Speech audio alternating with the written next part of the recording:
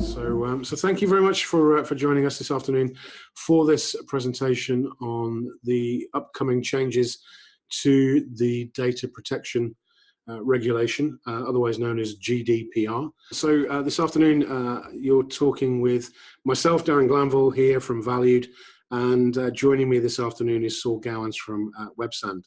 So together we have an enormous amount of experience of working with data, with technology, working with businesses around systems and process.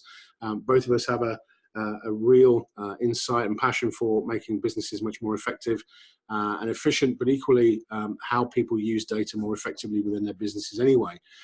So this afternoon, as an agenda, just so we cover this off, one thing I do want to be absolutely honest about with you is we're not going to have all the answers for you around GDPR today.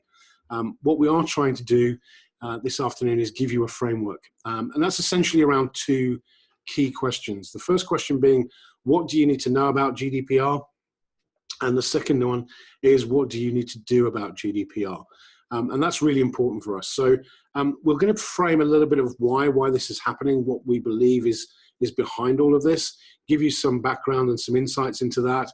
And as we work through, in about an hour's time, we'll get to what do you need to know about GDPR and what you need to do. But ultimately, we want to come out of this with some options for you, because again, I think there's a lot of scaremongering out there in terms of what people understand about GDPR and how you need to implement this within your business. And essentially, there are a number of ways. The simplest being that you can do this yourself. It's kind of like putting together some flat pack furniture. All you need is the manual. You can go away and assemble it. Secondly, you may just want some guidance. And again, we can do that through a series of guided webinars. Or alternatively, if you want someone to completely own that process for you, we're also able to offer that for you as well through a bespoke and tailored approach. So again, bear that in mind. We will revisit this towards the end of the session as well. But yeah, GDPR, it's coming, whether we kind of accept it, like it or not, it is going to be happening. It's going to be applicable from the 25th of May this year. It's been a few years in the making. Some businesses are just hearing this for the first time. Others have known about it, but put it on the back burner for quite a while. I first came across this in the summer of 2016 when I was working with a client, and the service provider I was with at the time we were asked if we were GDPR compliant. At that point, we hadn't decided on whether we wanted to be part of the European Union or not. And I think there was some, even then, even though we knew the referendum was coming, as we move further forward, we weren't expecting the result. I think everyone was expecting the result for us to still remain within the EU, and therefore this legislation to still be in effect. There are a lot of myths out there about GDPR, and the fact that we're coming out of the EU is one of them. It doesn't apply to us. That's actually incorrect. It does apply to us. We're writing this from EU legislation into UK law. But why have we arrived at this point? I think that's the key point. I think there's two areas here that I'm certainly keen on working with businesses on. One is data protection and data privacy, and the second thing is security and cybersecurity around this. And I think if we look back at technology has evolved so much over the last 20 years, even the last 5 years. We're seeing a much more of a transition into cloud-based technology. Apps have become very dominant in our lives on smartphones. The technology we use, the platforms we use have grown exponentially over the last few years. We've even ourselves seen some unicorns in the industries, if you might like, growing from nothing to be big behemoths with lots of resource, lots of revenue, lots of data around that. And our friends in the tech sector have seen the rise of AI and chatbots. The friend to data and to software is the algorithm, but equally there's a darker side to that, and it is collecting data about us. So we need to be aware of that at a personal level, but I think also at a business level as well. And when you look at some of the key disruptors in the marketplace, some of these you'll be very familiar with. People like Spotify, they've transformed the way that we consume music. And how we do that and what devices we do it, but have no artists themselves. We've seen Uber transform the way that we use transport facilities in major cities. Airbnb has no rooms, but has transformed the way that we think about using travel and accommodation. And again, I can remember going back as far as 97 and seeing Google for the first time when it was just a university tool. But then fast forward a couple of years, we're seeing the rise of this search engine. I can remember 2000, 2001 being told, hey, have you seen this new thing called Google? It's faster, it's just text, it's lightning quick. And now they've evolved to being a library of humanity. I think it's probably the best way to describe it. But all of this comes with the fact that they're collecting data. And how much data are they collecting? Where are they collecting it? How are they collecting it? In a lot of cases, do they actually have our explicit consent to do this? And this is what's driven the legislation changes, because in a lot of cases, legislation has not kept pace with how technology has developed. So when we look at data, I think it's really interesting to see that even in 2015, aggregated data, the business of aggregating data, was worth $125 billion. So it's huge. And again, we'll come on to this later. It's become one of the biggest, if not the biggest commodity that's out there.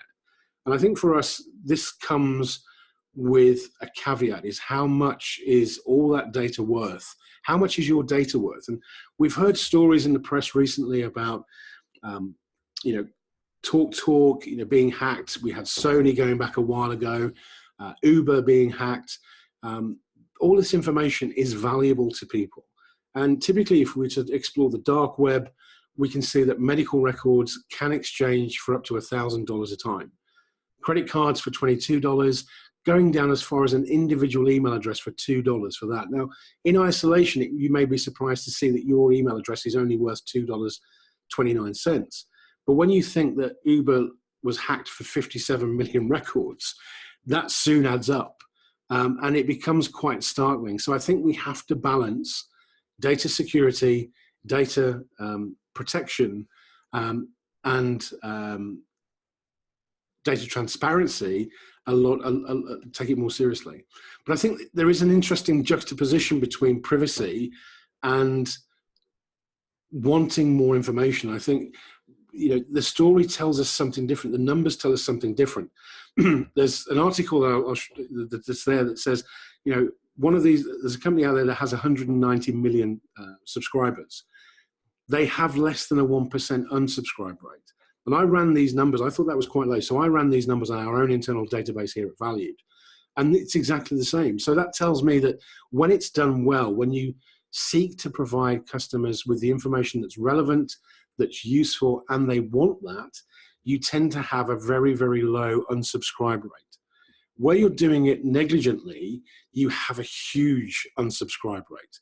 So I think there is a correlation between the amount of data that we want, the amount of information that we want, but also how much we're prepared to almost sacrifice for that in terms of privacy, whether that's conscious or unconscious, around getting information. I think some people refer to it as the fear of missing out. And offers, but we've got to balance that. I think that's really important for us. And I think certainly for us as an accounting firm, we have a duty of care regarding any client data that we process, but not just client data. It also is relevant for us from a staff perspective as well. And I think this really should be seen for you to adopt within your own business, is how do you process that? Obviously, we can come at it from our perspective, but also what I wanted to do was bring someone in to join us on today's session that, again, can have a different perspective, a different viewpoint, someone who's worked with data for a number of years. So I asked Saul Gowens of Websand, a marketing automation platform, to come in. Saul's been involved with a number of businesses and a number of industries over the years, from pubs, airlines, hotels, that type of thing, in developing marketing automation, and also being involved in things such as loyalty programs. So really the business of capturing data and using real certified, legitimate ways of working with data. So I've asked Saul to come in and join us today. So I'm going to hand over to Saul for the next session. If you have just joined us in the recent few minutes, hopefully you've got the gist of what we're doing. Please, if you haven't already done so, drop us a quick note in the chat box. Let us know who you are, your name, where you're from, and a little bit about yourself and the industry that you're in, and we'll get to you. But please, again, keep the questions coming. I'll now hand over to Saul. Thank you, Darren. Just move some machines around here. So, as Darren said, my name is Saul Gowens. I'm the founder and CEO of Websand.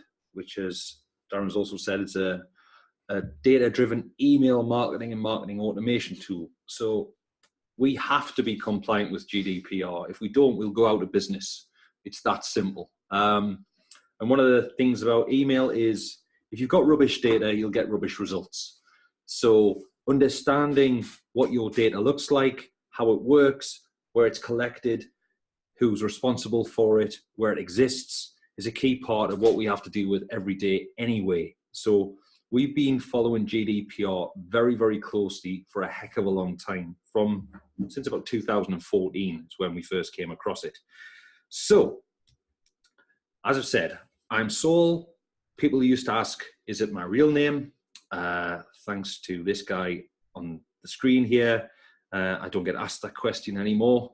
And one of the reasons why we're putting this image of good old Jimmy McGill up there is that potentially there could be a lot of legal firms gearing up to deal with the potential legal outcomes from GDPR, both from a customer perspective as well as from a protecting industry perspective. Certainly in a lot of cases, from a GDPR perspective, a lot of lawyers aren't going to have PPI to deal with anymore. So it could well be an issue whereby you'll hear radio adverts, TV ads, or even maybe get calls. Have you received a marketing email that you didn't opt into? Contact us for compensation. That could well be the case. Maybe far-fetched, maybe scaremongering, but it's certainly possible. So in terms of why you should listen to us, as I said before, we've been helping businesses understand their data since Websand's inception. But myself personally, I've been involved with data since about 99, initially working in the loyalty marketing space, so helping corporates to create and design loyalty programs. So that involves understanding a heck of a lot of personal data, and personal data is the cornerstone of GDPR. From a DMA perspective, I used to sit on the email council for the DMA, and working with the DMA, we actually ran the first GDPR seminar in Newcastle back in 2014. And the DMA have been really important in sculpting the initial EU legislation that is being adapted into GDPR in the UK and beyond. So what they've been doing is representing the interests of direct marketers and also British interests or British industry interests to make sure that this has a common sense element running through it. So that's been a really important part of this as well. So we've been involved in this for a heck of a long time. We've been waiting for it to happen, and it's all good stuff. So on a daily basis, we help people to send the right message to the right people at the right time to achieve the right result. That is a very data-driven exercise. But there's a lot of scaremongering going on around about GDPR. A lot of people are frightened about it. It's a huge piece of legislation. It has to be huge because it has to cover off every type of business. So a lot of this won't necessarily apply to you, but you need to be aware of the full thing to know what doesn't apply. So a lot of people, as far as they're concerned, it's GDP. And what we want to do today is try and get you to GDPR, make you feel a little bit more better about it, help you understand what the key points of it are and which key points impact you and what you can do about it. So following on from what Darren was talking about before, key to this is the importance of data. So if you collect any kind of data at all, if you're a business that made one sale, you're a data-driven business, because that sale would have come from a person at some point along the line. A person represents personal data, a sale represents data from them, especially if you've shipped it to it. So you are all data-driven businesses, even if you don't think you are. The other point is that data, according to The Economist, this is an article from the middle of last year, data is now the world's most valuable resource. It's not oil, it's data. So there are a few businesses that really understand this, that really know how to take advantage of it. The interesting thing with that is there is no regulation around them as such in the way that there is around oil industries, certainly. And the really deeper challenge existing on a political level is that the politicians now know the power of data and how it can influence things, potentially even elections. So they want to get some control mechanisms in place. And the best way of putting that in place is to hand the power back to the people. So let's have a look at some examples of businesses that have really adopted the power of data. So as mentioned earlier, Spotify is worth $20 billion. That's more than the entire US music industry combined. Yet it has no artists, but it does have a heck of a lot of data. It knows how to use it. And as a result of that, it's been upsetting a lot of people. Less so now, but you'll get the occasional artist that'll pull all their songs out of Spotify because they don't think they're getting paid enough. Airbnb, 30 billion in terms of market value. That's more than any hotel chain on the planet, but it doesn't have any rooms. What it does have is lots of data. It's a marketplace between people that have accommodation for, or available accommodation, and people that are looking for it. Has lots of data, upsets a lot of people. And finally, everybody's favorite, now officially, taxi service, Uber. A sliding valuation of probably around about 69 billion, still a fairly decent one, especially considering that that's more than Ford. But it doesn't actually own any cars. What it does have is lots of data. We'll come onto that. And we also know it's been upsetting a lot of people. So you can see there's a common theme around there. And the theme is not that it upsets a lot of people, it makes a lot of people really happy. The key theme is, in terms of the main asset of each business I've discussed, the asset is the data. And the key reason why they've been able to explode so quickly is the fact that they understand the value of that data and what they can do with it. That's really important. They have a very clear data strategy, and that underpins why the business exists in the first place. They've got clear perception. The key part of understanding GDPR is that it starts with you as a person. It impacts you in terms of every way that you interact with any piece of technology, with any business that you freely give your data to. So if you think about that from yourself to start with, it's going to help you address the issues from within your own business. So think about that for a second. It all starts with you. And that's really important because we've been giving away information unconsciously for a heck of a long time.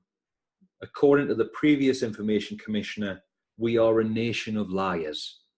We're a nation of liars because what we do is we just accept the terms and conditions of every single software update without us really understanding what it is that we're accepting. So Darren was telling me, I think from an informed perspective, that it takes on average around about 5 hours to go through the terms and conditions on an average Apple update. We don't read it. However, as a result of that, there's a heck of a lot of data that's captured, processed, and used for financial and commercial benefit about us that perhaps we don't consciously understand and we're certainly not aware of. That's really important. And the other thing is, do we really value our privacy anyway? Certainly, lots of people put things on social media that they wouldn't ever say to somebody's face. They don't have a filter. And what they certainly don't have is a deep understanding of everything that they've tweeted, perhaps in the past, as Phil Neville found out earlier this week. So it's really important that we understand that the information that we put online is stored, it's kept, it has a historical value. And that's not often really understood. The businesses that we give the data to value our privacy, they value our data, but we're not really always aware what that means and what it's actually used for. So this happened earlier last year, well, about September last year, this article went live. And Tinder's a really good example of this in practice. So at the moment, you can contact any business and ask for what's called a subject access request.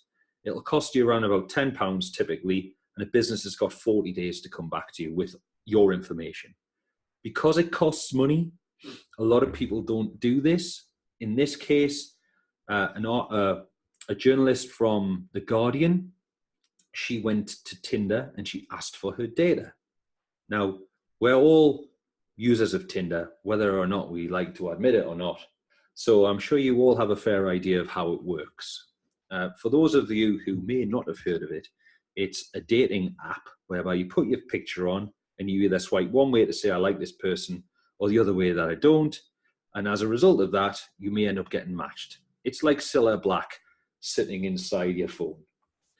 So this learned tech-based journalist wrote to Tinder. She was expecting around about 50 pages worth of data. What she got back says everything in the headline here. I asked Tinder for my data. It sent me 800 pages of my deepest, darkest secrets. What it also says, and it's written out in front of me, the dating app knows me better than I do. But these reams of information are the tip of the iceberg. Intimate information. What if my data is hacked or sold? And that's a key part of GDPR. These types of concerns are raised when you understand what's actually happening with the data that's being collected about you every single day. She found out that she actually had a type, but she didn't really know on a conscious level what her type was. And that type was developed based on who she said that she liked and who she said that she didn't. These 800 pages contained everyone that she said yes to, everybody that she said no to, all the photographs, all the chat, everything she deleted, all of that information. And that's held through on probably a very average Tinder user. You can only imagine what would come back if you wrote to Facebook. So bear that in mind. So in terms of collecting data, there are a whole manner of things that are collecting data that perhaps you're not fully aware of what's going on. So especially that's with the Internet of Things. So one of the biggest selling things over Christmas was the new Alexa Dot, Google Home, all of these types of things. All the kids are now using Siri. Siri and all of these other things have to listen in order to react. So they have to be listening all the time. So who's to say that they're not collecting data in terms of what's going on and used it? I don't know, because I don't know what's in the terms and conditions that you've accepted. Do you? And that's part of the issue. So a good example of this would be Sonos. So Sonos is a wireless speaker system. It's just released a new version called Sonos One. Sonos One allows it to listen in. So you can tell devices that are connected to do something. A little bit like Siri, a little bit like Alexa or Google Home. The thing is, the majority of users of Sonos didn't buy Sonos for that reason. So a recent update in the terms and conditions included the opportunity for Sonos to listen in to what was going on. Now, yes, it would have been a privacy setting. However, a lot of people refused to update the software, and there's been a big backlash of this in the States in terms of how that data is actually being used. So a lot of people have refused to update their Sonos. Now, if they're living in a connected environment, that could well make sure that it's not updated with the correct security settings, and as a result, that could be a point of least resistance for hackers.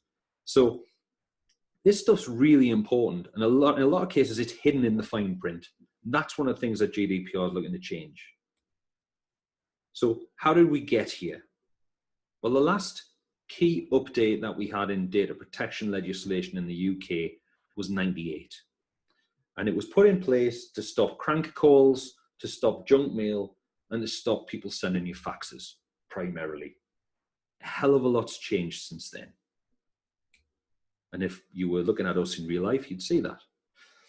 So here's a kind of a light-hearted overview of what's potentially got us to this point. So this is the story of two gentlemen in 1996 at Stanford University. One's called Sergey, one's called Larry. They've heard about this internet thing, and they've decided that they should do something about it. So they've decided to reorganize it, a little bit like a library. They're academics. They understand how research works. They understand the importance of influence. So they decide to create something, and they decide to call it Backrub, but Backrub's really a stupid name. So they've decided to rename it, and initially it's called PageRank. Partly because of what it does, it ranks things in order, and partly because one of the founders is called Larry Page. So by September 97, things are moving. It's starting to get a little bit of traction. They decide they need a different type of name. So they decide on the term Google because it's about lots and lots of data. But of course, we've already established that Larry's rubbish at names, so they eventually decide to call it Google. Fast forward a few more years, they've decided to get a little bit more savvy on the business side of things, but decide they need help. So they get a new friend in called Eric. Eric sorts out their IPO, and it's a good job he's in charge. As a result, they're now billionaires. Sergey's very happy about that, and Larry's relieved because he's got bazillions of data now, and he needs some new servers. But they've got a slight concern because one of their original mission statements and their culture is all about don't be evil. Now, at this point, they're pretty much controlling the internet, but it's all right. Eric tells them not to worry about it. That's okay. And as a result of this, Google has become a library of knowledge for the world. And that's just how the lads had hoped. What they perhaps hadn't expected is for your granny to say, well, just Google it, and for Google to actually become a verb. So let's fast forward again. It's now 2009, and somewhere in Spain, a gent by the name of Mario Costella Gonzalez, he's having dinner with his friends. After the dinner, they decide to play the Google game. Now, if you haven't heard of what the Google name is, you Google your name, see what happens. See how your page rank. Great, let's do that, he says. So they play it. Type into Google. Unfortunately, Mario was involved in a real estate deal that went wrong. And that was reported in the local press. And as a result of that, his bankruptcy was top of the list in Google. These people he was having dinner with didn't know about that. So obviously, he got a little bit upset. His past was put forward. He wasn't happy. He thought all that stuff was behind him. So he tried to contact Google to take him off the top, to remove the fact that he'd been bankrupt at some point. That's private information. He didn't want it particularly shared around. He'd moved on. Couldn't find the telephone number to contact Google. So he went to the authorities.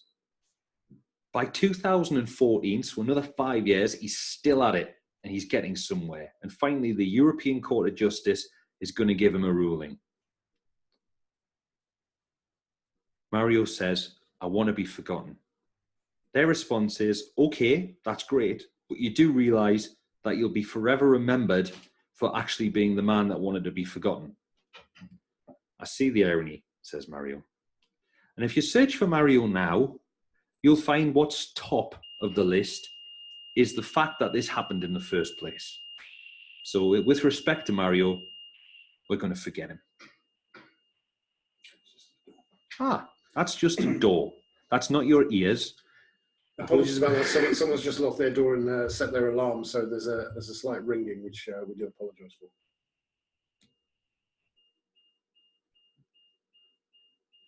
Yeah, I think they're nearly done.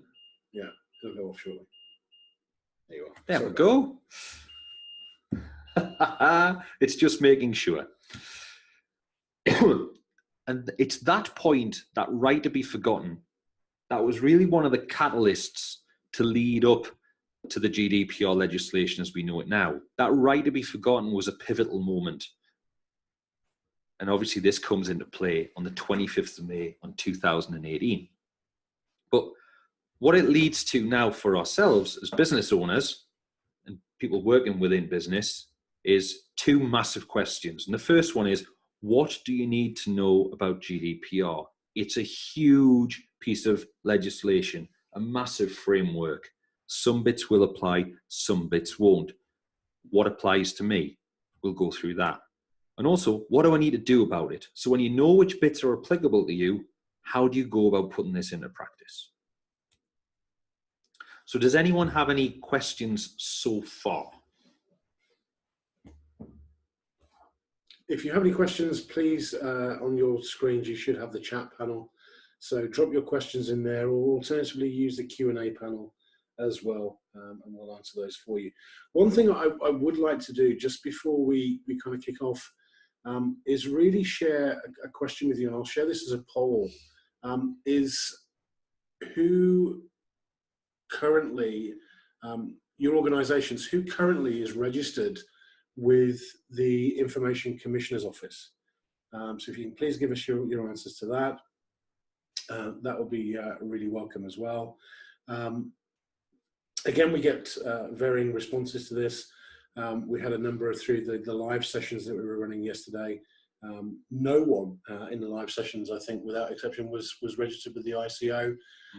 This morning on the webinar, we had about 60% of attendees saying that they were registered, 40% saying they haven't. So it looks at this stage, and we'll share, just give a few more seconds for that. Give you a few more seconds and I'll share those results with you. It looks as if overwhelmingly we have a landslide registered with the ICO. So I think point number one for me would be most definitely the first thing you need to do is register with the ICO.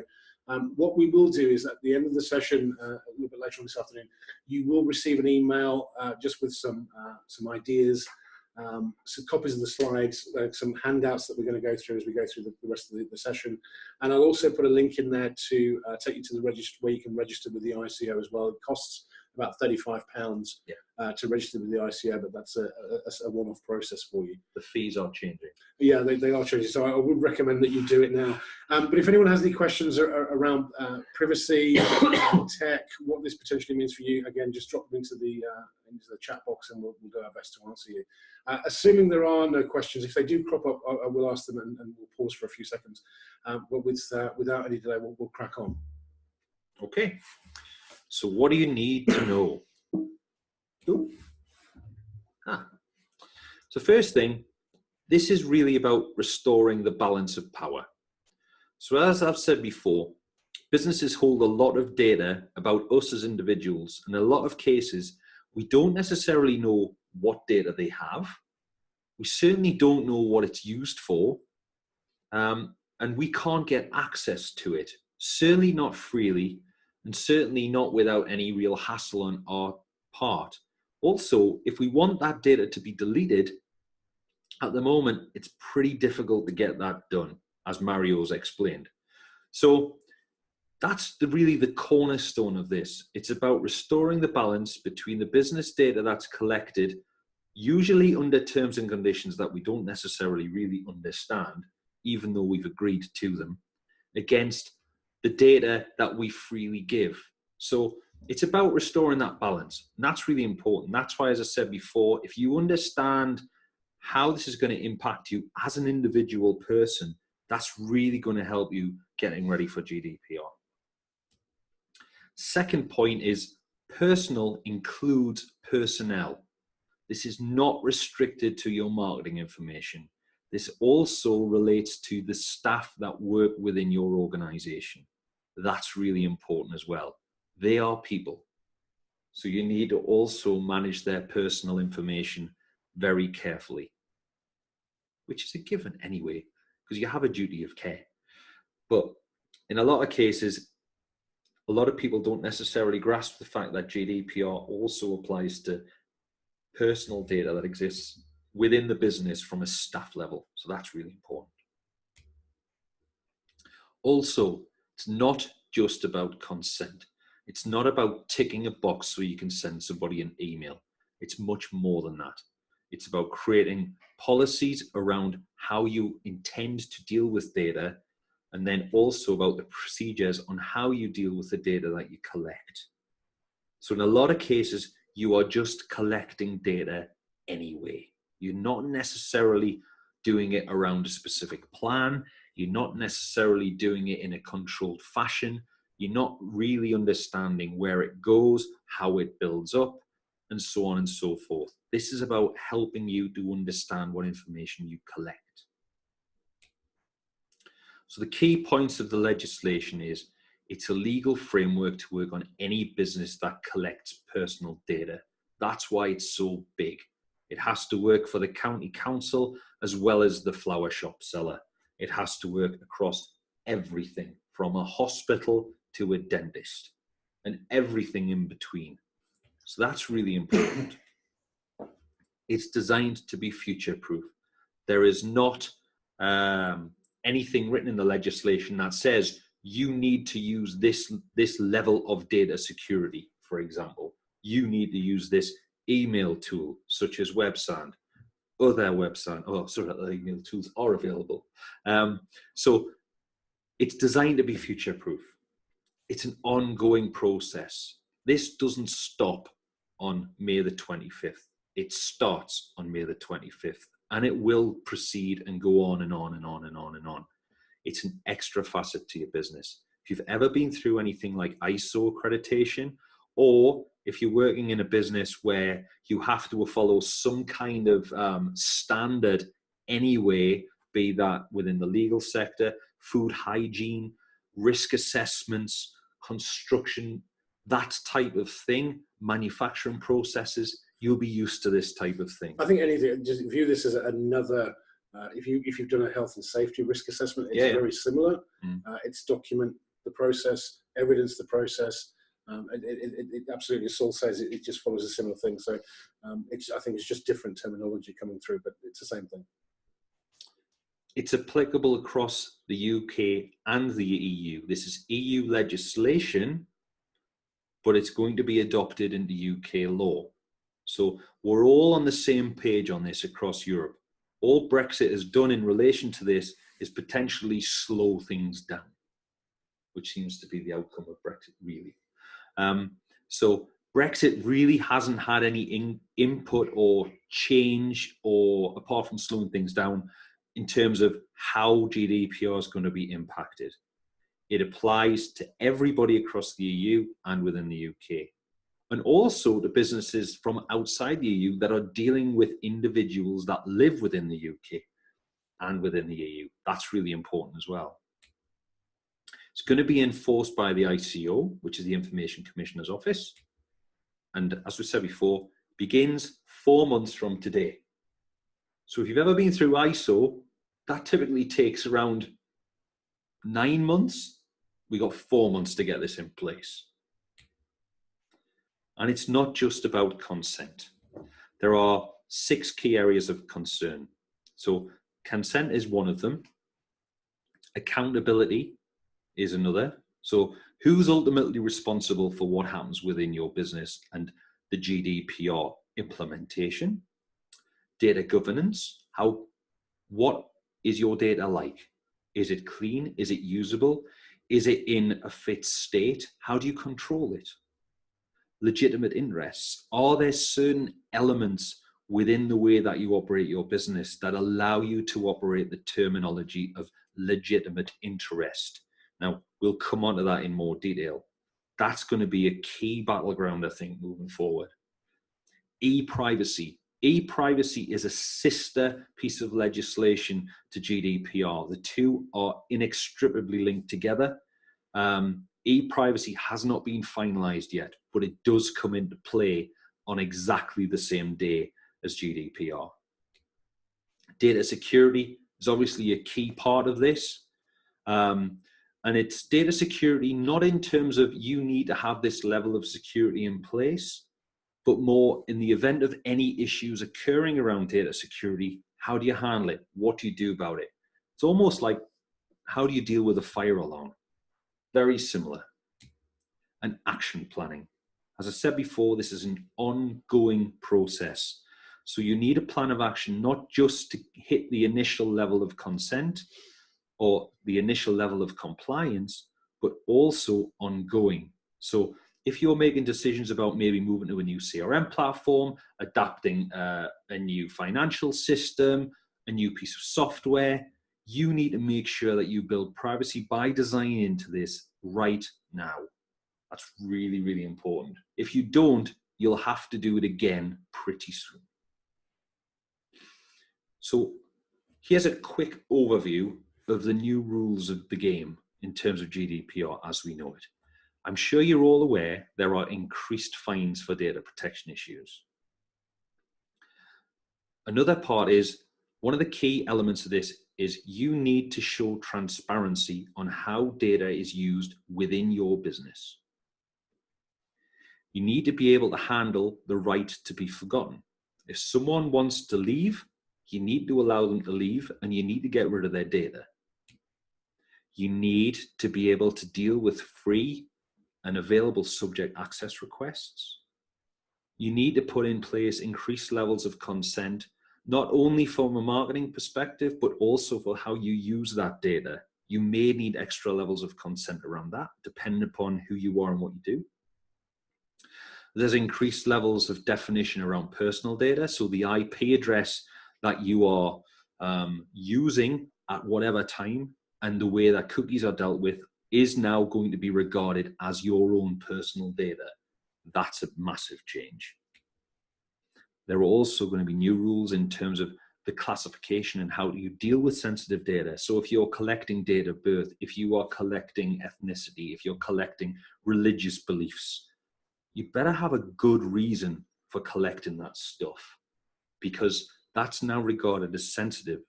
And if it is sensitive and it does fall into the wrong hands, then the likelihood is you will be dealing with some fines, and they are going to be much bigger than they are now. Potentially, depending on what type of business you are, you may need to have a data protection officer who's going to be responsible for your data protection control. And also, there are going to be new rules introduced around the age of consent. Now, this is a bit of a sticky topic because it's not quite clear exactly what that age is going to be yet.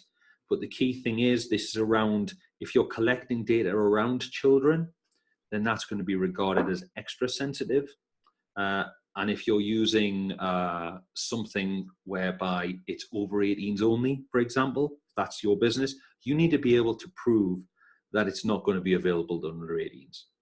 So that's really important as well, because at the moment, the rules around that can be pretty lax.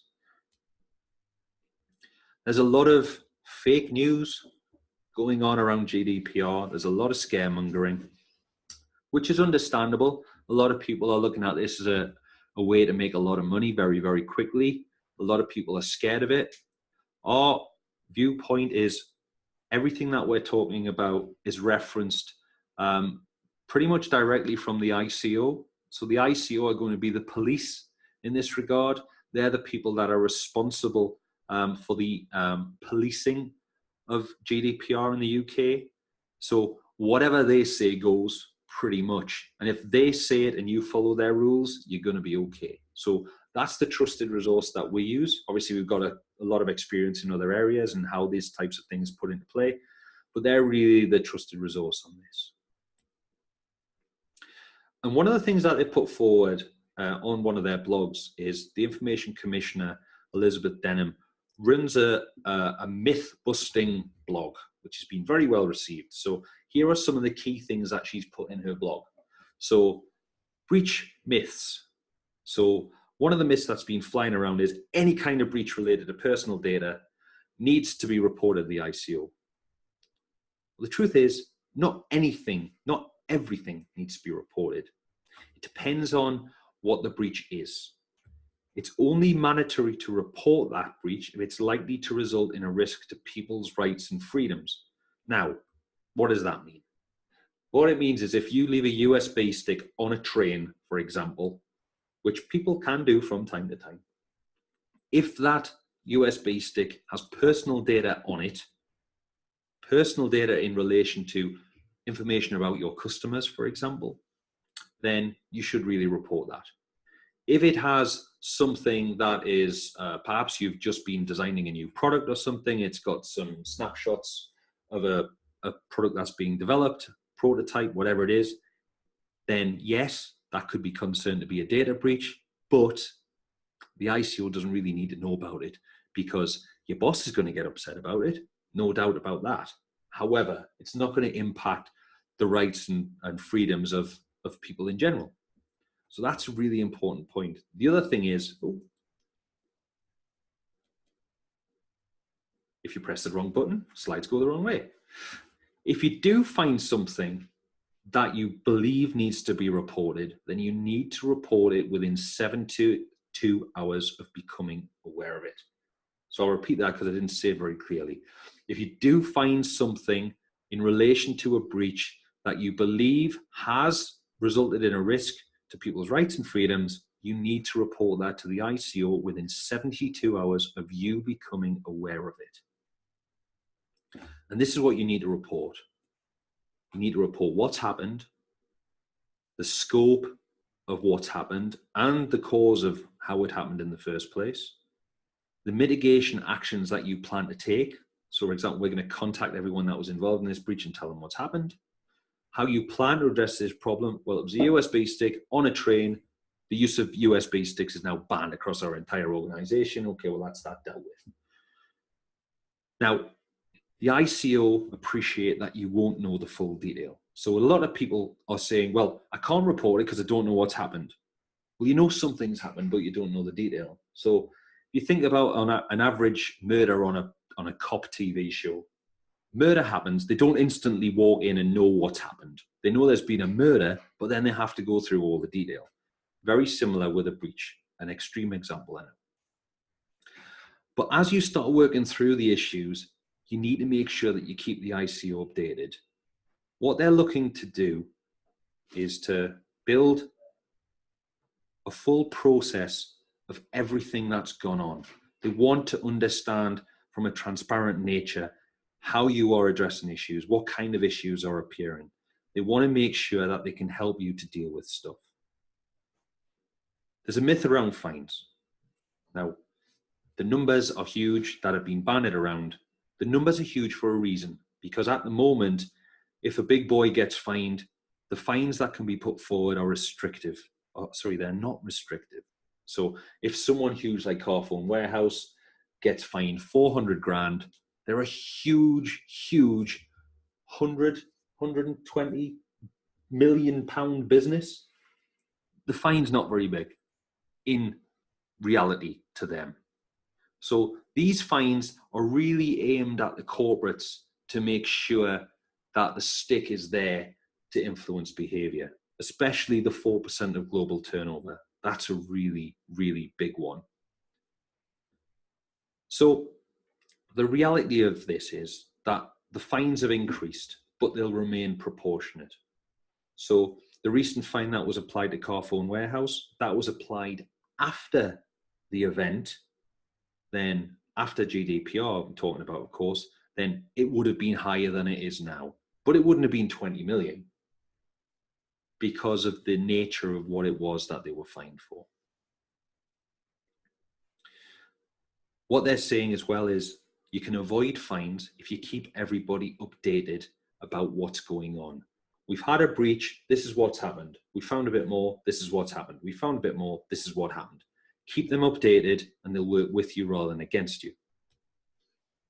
What they're trying to reinforce is the basic transparency principles of GDPR. And what that means is businesses need to be transparent with the data they collect about people and how it's used, but they also need to be transparent with the ICO if something happens. It works both ways. It's about transparency of information all the way around. Which brings us on to Uber. So Uber had a recent issue, you may have seen it in the news, whereby they had a breach, they were hacked, and the details of 57 million people were taken. So that's emails, names, mobile numbers were all hacked. There may have been more, we don't know. The ransom was paid to hackers. $100,000, I believe, Darren. Now, obviously, if you look at the figures that Darren was showing out before, they're probably underpaid on that. But nevertheless, ransom was paid. That's bad enough. They didn't say anything to anybody externally for after 9 months from the event. If the CEO hadn't changed, he got taken down in a scandal.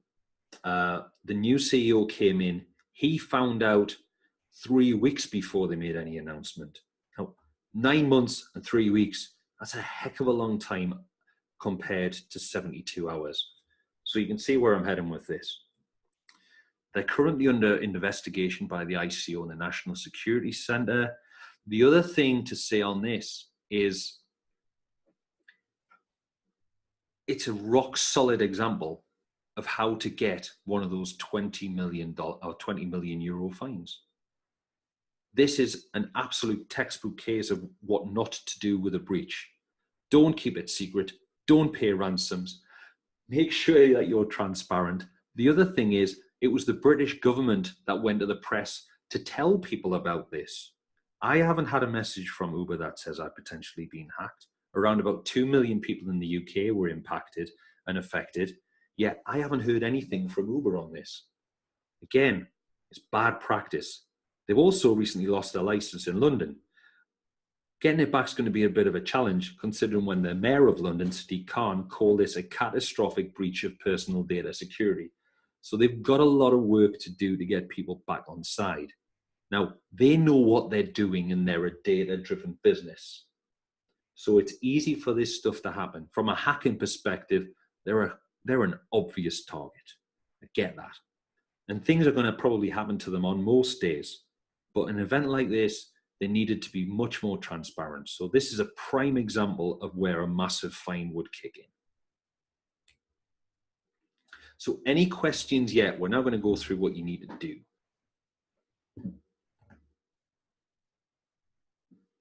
No questions? I'll just give you a couple of seconds just to see if there are any questions come through on security. Obviously, anything about registering with the ICO, any cause for concern there. Maybe you've just even come across some myths that you think of your own that you just want us to kind of open up. So please feel free to drop them into the chat box, and we'll pick them up from there. Or if you want to ask them in the Q&A, we'll do that as well. But yeah, absolutely, it's keen we do that. So just give me a few more seconds to do that, and then we'll crack on. Okay, so it looks like very little's coming through. So yeah, just move on to the next session in terms of what do you need to do. Okay. So what do we need to do? First thing to stress, you need a plan to get implemented, but that plan needs to be an ongoing plan. This is not a one-off exercise. This is a classic plan, do, check, action process. This is entirely new legislation. This is new ground. In a lot of cases, you're going to be starting from an entirely blank piece of paper and building policies around how you work GDPR into your business from scratch. So in a lot of cases, it's not going to be perfect to start with. You will get better. Everybody can appreciate that that's the case. So it's nothing to worry about. You just need to make sure that the plan that you put in place is one that is not going to become shelf knowledge. It's just in terms of interest, again, just let us know, have any of you started building your plan already and started considering where your data is coming from? And again, maybe just drop that into the chat box. If it's no, just type in no. If it is yes, just give us an indication. Again, it just gives us a feel for the audience and what you've done so far.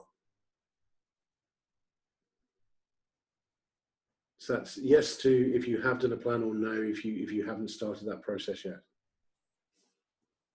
Excellent. Okay. So there's a couple of people there. Yeah. Okay, excellent. Thank you. Okay. So what we're going to go through now is, again, our friends at the ICO have issued a 12-step guide to help you with that planning process. So if we take the analogy of buying some flat pack furniture, it's really complicated. We've got all the bits on the floor. This 12 steps is really our instruction manual on how we put the thing together. So let us walk you through that. This is what it looks like. You will get a link to this later on after when we send out the reminders from the presentation.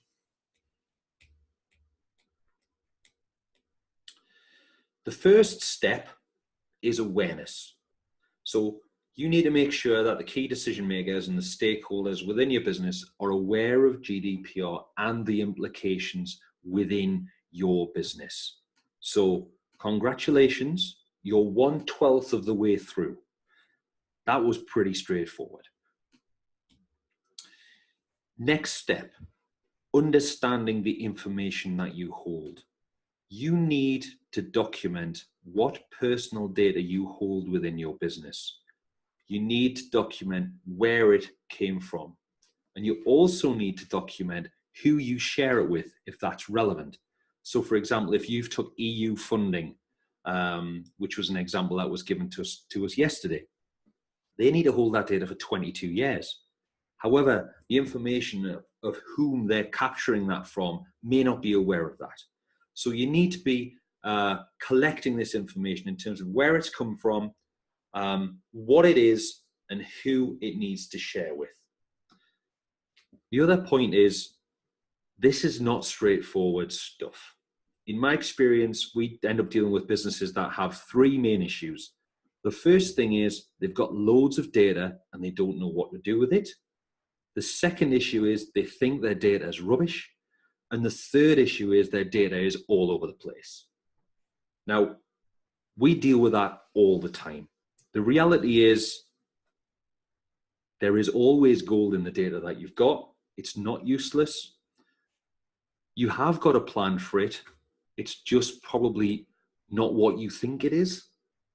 And the third bit is joining stuff up is pretty straightforward when you've got a plan and you understand what your data is. So it just tends to be collected by default rather than with a real plan. And what GDPR does is give you a framework in order to manage that, and also allows you to almost hit the reset button on all of the information that you've currently got.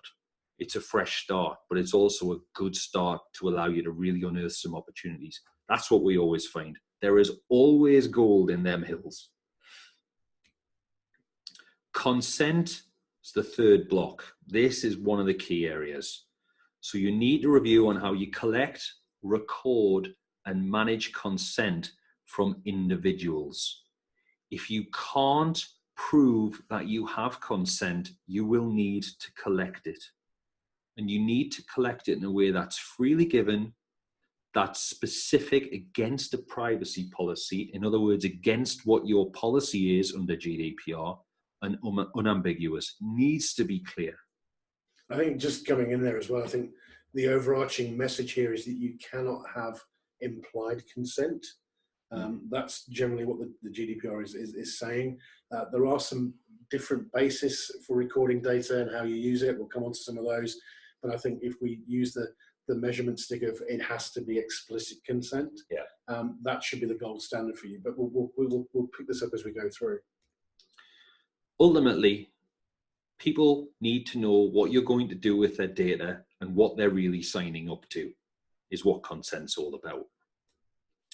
So on the 9th of January, 2 articles were posted on the DMA website.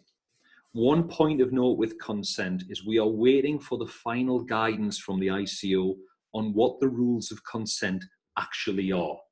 It's the final part of the puzzle in terms of GDPR. They haven't written the rules on it yet. It's been under review since March last year. It should have been finished in December this year. It's late. I can only apologize on their behalf. I have a ranty post ready to go on that subject. However, let's deal with what's been posted so far on the DMA website, who, as you know, is another very solid source of information for this. So what they're saying is consent is an objective legal ground, and a marketer must ask someone for their permission to process their personal data. Now that can be ticking a box online or answering yes over the telephone. As I've said before, it's got to be free, it's freely given, informed, unambiguous, and given by a clear affirmative action. Now, that could be, I've collected details from somebody at a stand at an exhibition, provided you've got it recorded and you know when it was. That's one of the questions I get asked a lot, is what if I'm collecting it in person? What about a business card? Have they given you the business card? Yes, that's a freely given positive affirmative action. Oh. So 6 areas to think about. You've got to be clear in terms of what you do. If you're just collecting consent so you can market to somebody, that's fine. But if you're going to do something else, if you're a Tindery type business, then you'd have to get extra consent in order to feed that information into their algorithm, because that's a pretty advanced level of processing. They're going to have to record an affirmative action. You're going to have to separate consent away from other terms and conditions. So it can't be written into the T's and C's. It needs to be separated out. And at the moment, a lot of this stuff, especially on the processing side, is hidden in the terms and conditions. That's how all this data is being gathered without us necessarily being aware of it. So you should seek separate consent for different types of processing. Depending upon what type of business you are, that's either really important or not important at all. The key bit across all of this, you have to be able to demonstrate evidence of consent and maintain evidence in terms of what it was against. So if you've got evidence now, if you've got consent that's been collected now and it's an affirmative action and it's against your current terms and conditions, then I would suggest you get a copy of your current terms and conditions and put it in that GDPR file right now. Because that's evidence of what they've actually, what evidence of what they have consented against. And that could be really important. If you've got that in place now, you may not need to capture it again. And it's about making consent a real choice. So rather than it just being implied. If you've collected consent using pre-tick boxes, you'll have to get it again. If somebody has implied consent by ignoring a cookie on a website, for example, that's not consent. If somebody's opted out, that's not consent. If somebody just hasn't said anything and you've got their data and you can't prove that you have consent, that's not consent either. And your privacy policy mustn't be hidden. Keep it clear. So those are some key rules around consent. And this is fresh out of the box. This was last week. But let's add some confusion, because apparently sometimes you might not actually need consent at all. Like I said, this is a bit of a grey area. There's a thing called legitimate interest. And legitimate interest is when you believe that it's your right as a business to market somebody even if you don't have their consent. So an extreme example of this is I go online, I buy something from an online retailer, for argument's sake, a pair of dungarees. Now, I buy a pair of dungarees, but guess what? I've ticked the box for them to market to me, but I haven't ticked the box for them to process me, because that business believes that the ability to process that order is a separate level of consent to actually collecting consent for marketing. Now, in reality, if that was the case, I'd be pretty annoyed, because actually they wouldn't have a legal basis to send me something that I'd bought, even though I'd paid for it, and even though I'd explicitly given them my delivery details and told them where I wanted it sent to. Now, that's obviously ridiculous. So you can argue in that point, there's a legitimate interest in order for that business to process that order and send out that delivery to that person. So what they're suggesting is that in some cases, consent would continue. So for example, if you always send a catalog out to your customers, and you have done for years, you don't necessarily, you may believe that it's in your best interest, it's a legitimate interest to continue to send out catalogs to those customers without getting further consent, because it's what you've always done. It's what your customers expect. Similarly, take Amazon. Amazon has built its business on saying, you've bought this, you might like that. So if I'm an online retailer that profiles buying history to suggest likely products, do I need to then collect consent to process that information to build those online retailer profiles? I would argue strongly from a legitimate interest perspective, if I'm that company that says, actually, we've been doing this for years, our customers haven't complained. In fact, that's why they use us in the first place. So that would be my basis for legitimate interests. Now, that's all well and good. It's where you start to make bad decisions based on common sense, where you could potentially get into trouble on this. So what they're suggesting here, this is in the same article, by the way, that was published on the same day as the other article on consent. So you can see the fun and games that we're having. So what they're suggesting is, as a business, you'd identify what you would consider to be a legitimate interest, and then you'd carry out a necessity test. Is that really valid? Maybe you talk to a couple of customers, you verify what their reaction's likely to be, and then you decide if you're going to actually put that in play or not. So that's really, really important, because if anyone makes a complaint against you to the ICO, against a legitimate interests, your process for this must be absolutely rock solid. So your rationale to defend your position on legitimate interests needs to be entirely defendable if that's what you're going to use. So that's just something to really bear in mind.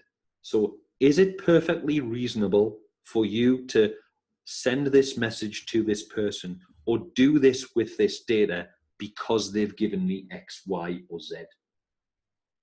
So just bear that in mind as well. In a lot of cases, people are going to use legitimate interest as a get out of jail free card. So for example, this is the legitimate example that they give. A typical legitimate interest may look like this. You've just bought from us. You send out a message that says, thanks for buying from us. We believe that based on your purchase, you'd be interested in other related solutions that we offer. We'll send you emails about our products and services and look forward to doing business with you again soon. If you don't want marketing from us, click here. We'll take you out. Here's our privacy policy. Take a look. Now, up until reading this article on the 9th of January, I wasn't sure if this would be a possible thing to do under GDPR or not. I'm still really not sure if it is. I understand the principle of it, and I hope it is the case. But until the final guidance around consent is issued by the ICO, I'm not 100% sure. Test law will definitely verify this. So a lot of people are saying the first thing that's going to happen, some businesses are going to be made an example of by the ICO and get hit by massive fines. I think what's going to happen is, what's really going to occur is some businesses are going to be investigated, and the term legitimate interest is going to be the first one that's going to be attacked from a case law perspective, unless of course there's some huge breach that occurs. So that's just something to really bear in mind. Yeah, we had this on this morning session as well with some retailers that we had on this morning. So is there anyone on this afternoon that is in the retail environment as well? If so, again, just drop us a quick message on the chat panel. Again, what we can do is we can keep a very close, we'll do this anyway, but we'll keep a specific close eye, both Saul and I, on the updating legislation as it comes through, because I think this is really where it's going to hit those people first, is anyone who has an online store and how they sell to those clients. So please do let us know, and we'll keep you abreast of everything that goes on with that as well. So yes, we'll keep up to date. Sorry, Saul. No, I mean, our solution is based around helping businesses to do just this. So it's a really interesting area. Yeah, a few of my clients and retailers have always passed their customers' email addresses over to the newsletter database. Yeah, I think we've got to see that. We've got some good examples of consent coming down the line towards the end of the presentation. So hopefully we can take some good best practice approach from that. I think you need to employ in any in that case. But yeah, we'll keep you up to date with that, Nick, as well. It comes down to policies and, absolutely, and understanding what the reactions are and history. It's. I think the other things as well. We spoke quite a lot yesterday in our live events around this. Is don't be afraid in the run up to May to stress test. And again, go back to that example that we had before. Do an assessment test, then stress test it a little bit. Gauge what your audience is and isn't happy with, and then see how that plays out. But again, just be very careful around forming that into legitimate interest and relying on that. What we typically find is the businesses usually always have the answers hidden in their data. Yeah, absolutely. But couldn't agree more. What they rarely do is understand the right questions to ask. Yeah, that makes sense. Right. Moving on. All right, final point on consent. Okay. Does anybody currently use Facebook Pixel or any kind of remarketing elements within their current marketing? Again, this is a really important piece. Yeah, from Tracy. Yeah. Okay. So this is one of the things that's likely to happen under e-privacy, which comes alongside GDPR. So we do know from the EU side of things that cookies are going to be an extension of personal information. So that's going to be wrapped in against us as individuals. So that means that we're going to have to get consent, explicit and proven and clear and freely given consent, not ignorance as consent, around cookies. So that means Facebook, for example, is going to have to explain how Facebook Pixel actually works in layman's terms to the people that are affected for it or by it. That's not the professionals that are using the benefit of Facebook Pixel to do very targeted advertising. It's for the user that's innocently being tracked without them realizing that they're being tracked. My expectation around that is, depending upon how they put that in, they're either going to pull it entirely, they're going to have some kind of extremely magical, very soft way of collecting consent that's at some point probably going to be challenged by somebody that's a bit savvy. Or lots of people will opt out. And if they opt out, the power of cookie tracking and remarketing is likely to disappear. So if you are collecting, think about how this could happen. Very extreme example. I'm on a website. I'm just about to abandon my basket. A message appears asking me if I would consent to tracking or to having a cookie track my data, track my information. It would have to explain to me what it's going to do in plain English. In other words, I'm going to follow you around the internet and I'm going to serve adverts to you on a random basis on the fact that I think you did really want to buy from us, but I know you haven't. It's probably because you couldn't get your card in time or you timed out. Is that all right? As soon as people understand how remarketing works in layman's terms, the likelihood they're not going to accept it. That's going to be human nature. So if that is a big part of what you do, when the privacy bit is really finalized, a lot of scrambling is going to take place, in my opinion. Yeah. So have a think how that could impact you now. The flip side on that is what you are doing is you're using external channels that are beyond your control rather than using the channels that and the data that you've already collected that are within your control. So if you have consent from that person anyway, and you know they've abandoned the basket, then you can contact them yourselves without necessarily following them around the internet. And if you're smart in the way that you do that, then you're more than likely going to have a better result than not. Yeah. So again, for those of you that may have are impacted by that potentially, again, if you have any thoughts or comments that you want to drop into the chat box and share with us about what that thing's having, maybe had a few moments to let that sink in and etc. Please feel free to share that. But I think this is a huge point. I think we won't have clarity on this for a few more weeks yet. But it's, again, as soon as we have that, we'll be first to share it with you, because this is potentially huge. We were planning this. We've been planning this since early December. Yeah.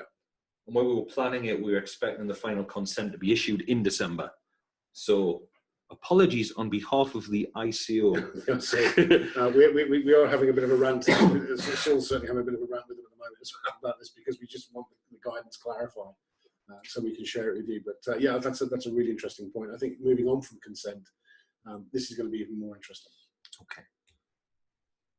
So as we've said, we'll give you more news and guidance on consent and on the update as it comes about. Yeah, absolutely. Massive impact for using AdWords. Yeah. Okay, so good question, actually, to follow on with that. Will it be our responsibility or Facebook's and Google? So very good question. So as a marketer, what you are using is aggregated data that's collected by individuals from Facebook or from Google. Yeah. What they are offering the marketing community is the ability to sell to that audience based on data that they've behaved.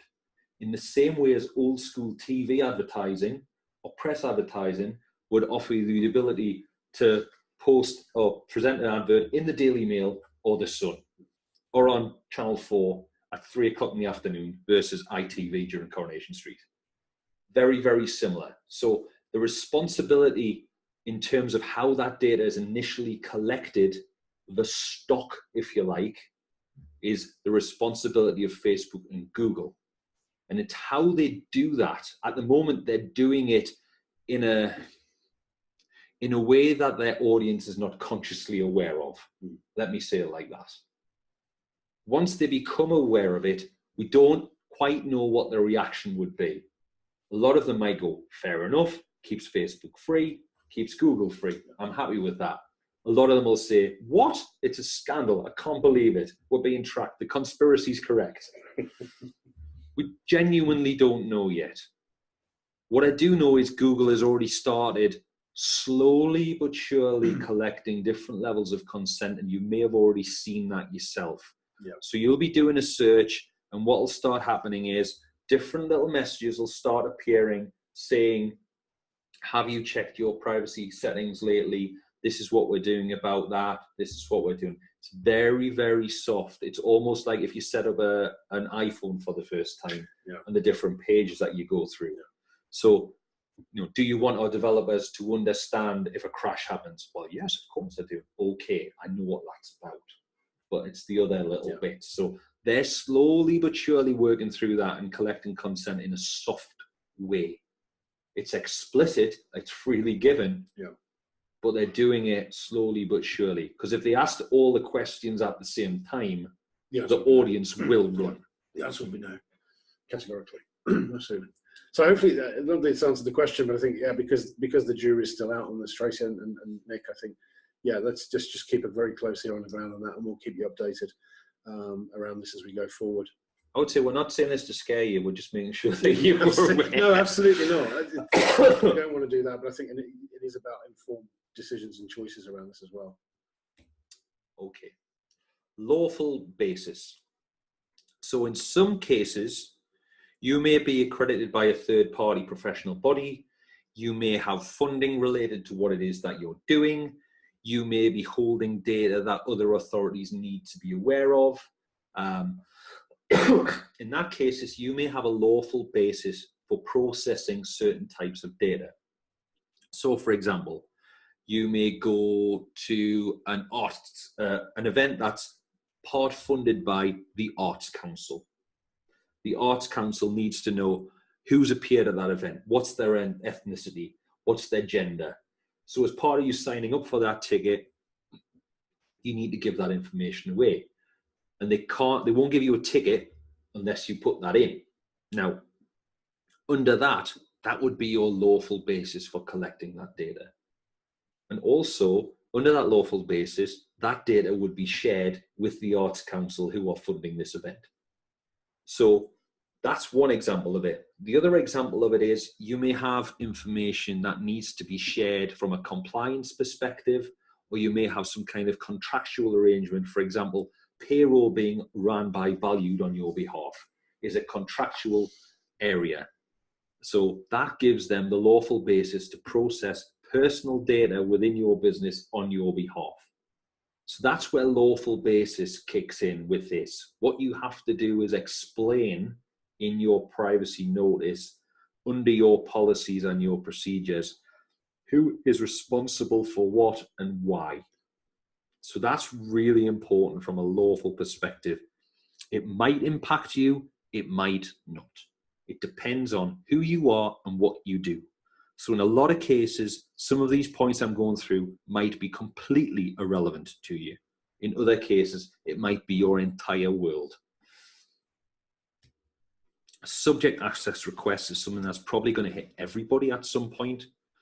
So at the moment, as the Tinder example explained, you can go and request data from everybody. I know a few people who've done the Facebook one. They were quite surprised when 40 DVDs arrived at their door full of data. What's going to change is you have to comply within a month.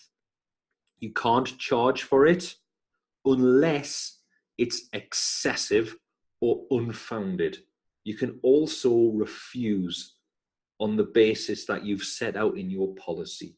So for example, if I've left a business 9 months ago and I can then say, well, I want under my subject access request to get every email that I ever sent when I was under your employment, thank you very much, then it's my right as a business owner to say, well, actually, our policy, if we refuse to do that under our policy, that's a frankly ridiculous request.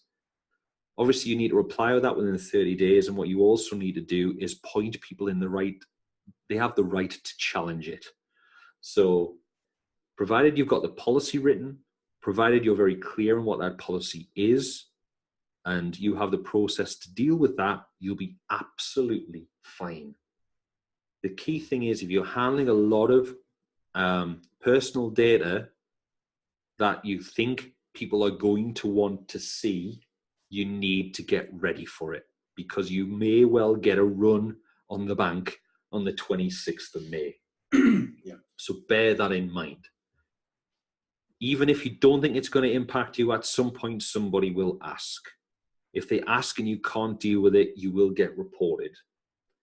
This is the likely area where the lawyers, the potential new PPI, could have a field day. So just be wary. It's going to be this area, and it's going to be around consent. Because in the event of something happening around consent, they would be asking for a subject access request for you to prove whether or not you actually have that consent in the first place. So all of this joins together. So just be aware of that. Yeah, again, just to cover this off, I mean, from a HR perspective, we're even reviewing our own contracts of employment now. We're adding addendums to that, to this, because we have to comply with GDPR ourselves. We're now clearly stating on from a HR perspective how long we will even keep CVs on file, what we will do with them, how long we will retain them, what we then will do with them. For employees, what data we're holding. If an employee leaves our employment, how long will we retain that information for? And I think at some point, Saul's absolutely right. We'll start to say, I think this is where we'll see the peak is coming through from maybe ex-employees, because now the keys to the kingdom can be opened up and we can trawl around in there. I think once we see people's plans come into place, outside of legitimate legislative timeframes, and again, we were talking to another business yesterday that had funding from the EU that has to hold data, ironically but unbelievably, for 22 years. Yeah. They have to hold that information. I think we're going to start to see a lot more businesses become lean and data, if I can use the term, data minimalists. That they're really going to start narrowing down on how long they retain this data for. Can I borrow that? Within the policies, you can freely use that one. But I think we will see that happen with certain areas. And I think, just to plan for that, I'd rather say plan for it and then not have to use it than the other way around. But certainly with staff, I think that's important. Well, it's the other thing. So if you have to do CRB checks, things like that, then, yeah, absolutely. That's really sensitive information. Yeah. And you may need to do a CRB check in order just to verify they are who they say they are, or whatever it is that you're dealing with. So if you've got a policy that says, if we have to do that, then as soon as we know it's okay, we can destroy the data. Destroy it, absolutely. So safeguard yourself. as well as the personnel that are involved. And that's really important. So back to you as an individual. I've lost count on how many we're through. I should have put numbers on this. Anyway, this is like a checklist. So you need to check your procedures and make sure you cover off all the following rights that individuals will have. So people have the right to be informed. They have the right of access. So that's the right to be informed about what information you hold on them and what you do with it. They have the right of access to that information within reason, depending upon your policy. They have the right to rectification. If something is wrong, they have the right to put it right. They have the right to erasure. That's all the albums, not just the first one. They have the right to restrict processing. So yes, Tinder, I'd like to use your service, but no, please don't feed my algorithm. They have the right to data portability. This is primarily an example of switching bank accounts, that type of thing. They have the right to object. Stop doing that. And they also have the right not to be subject to automated decision-making, including profiling. In other words, Facebook, I like your stuff, but turn that pixel off. So there's lots of things within this. Key point around the right of erasure on a serious matter is what you can't do is go to your the credit broker industry and say, actually, not happy with my current credit check level. Could you please delete my credit history? Yeah. So there are, reasonable areas around this that can't be used. Communication of privacy information. So as I've said before, your privacy notice is really where you tell the world what it is that you do and how you do it. So the ideal way to do this is to get your policies listed out in the first place in plain English, almost like a bullet list of what it is that you need to address. Once you're happy with that, that then really sets the framework for your privacy notice. So if you've got this written out in a way that's easily understandable within the organization, then the likelihood it's going to be easily understood by your audience. That's really important. And what we're going to do is show you a really good example of a privacy policy.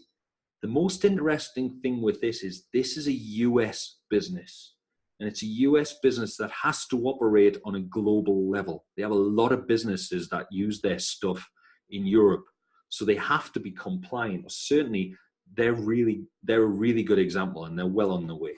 So what I'm going to do is I'm going to stop sharing this. And I'm going to share this privacy link here. So you click on the link first. I need to click on the link first, though. Yeah. Hang on. Wash. New share.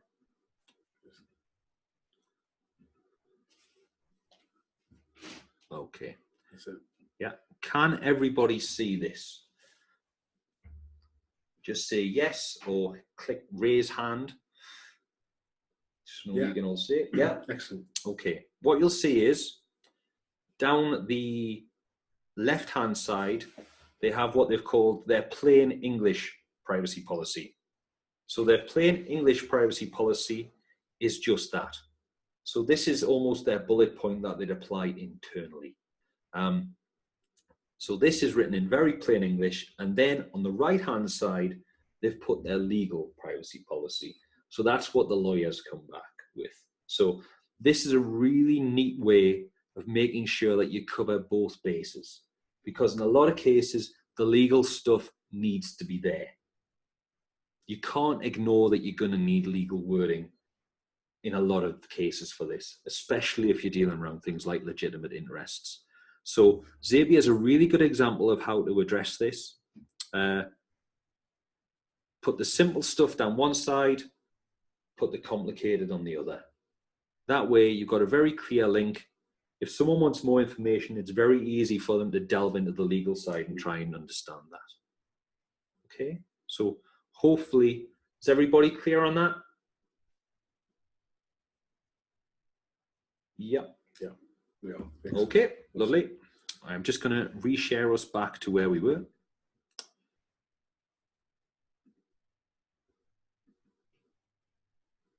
Okay,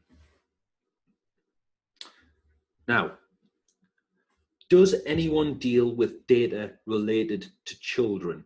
If that's the case, please say yes. Okay. So children is one area. Ooh, hang on. Children is one area where they're really looking to put a framework in place to help people understand what needs to happen with children's information. Now, in a lot of cases, information related to children is regarded as sensitive anyway.